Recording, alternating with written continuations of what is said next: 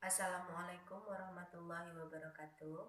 Perkenalkan, nama saya Sri Devi Putri dengan nomor BP 1910621018 dari kelas Paralel 02 Fakultas Peternakan Universitas Andalas Payakumbuh.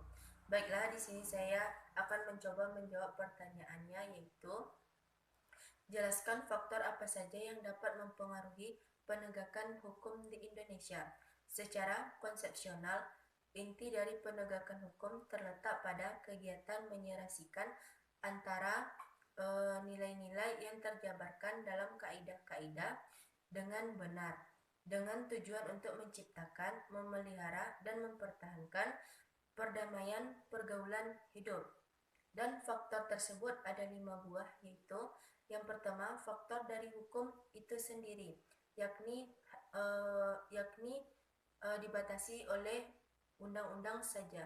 Yang kedua, faktor penegak hukum, yakni pihak-pihak yang membentuk dan menetapkan hukum. Yang ketiga, faktor sarana dan prasarana, yakni yang akan membantu dalam proses penegakan hukum. Yang keempat, faktor masyarakat, yakni lingkungan di mana faktor tersebut dapat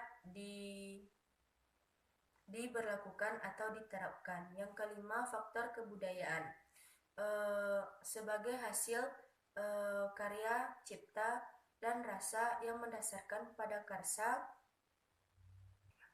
manusia di dalam pergaulan hidup. Kelima, faktor tersebut saling berkaitan dengan erat.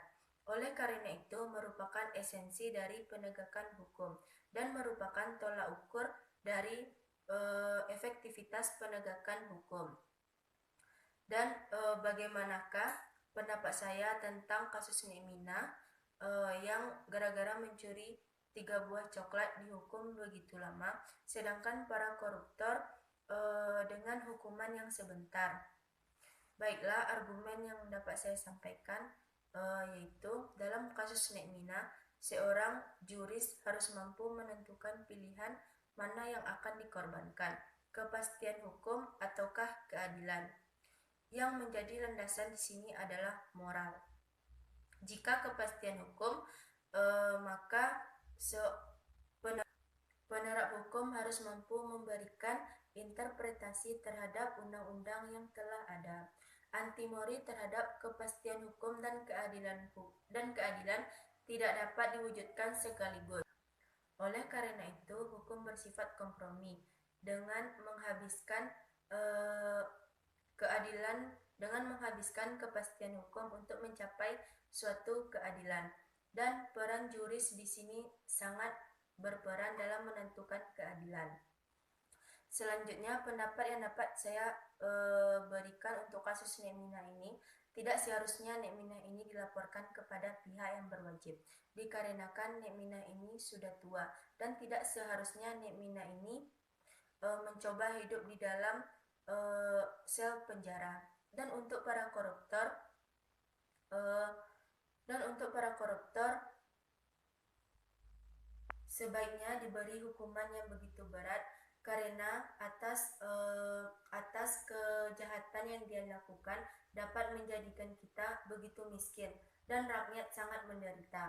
Dan kalau menurut saya sebaiknya dia mendekam saja di penjara. Dan saran yang dapat saya berikan, sebaiknya untuk memilih calon pemimpin dan saran saya untuk pejabat berikutnya memiliki jiwa yang religius atau taat agama, memiliki sifat jujur dan memiliki moral yang tinggi. Dan untuk penegak hukum, saya sarankan sebaiknya memiliki sifat yang seadil-adilnya dalam memutuskan perkara, supaya hukum di Indonesia ini berjalan dengan lancar, seadil-adilnya sebagaimana yang telah ditetapkan dalam hukum kita. Jangan hukum memandang kaya atau miskinnya. Cukup sekian yang dapat saya sampaikan. Wassalamualaikum warahmatullahi wabarakatuh.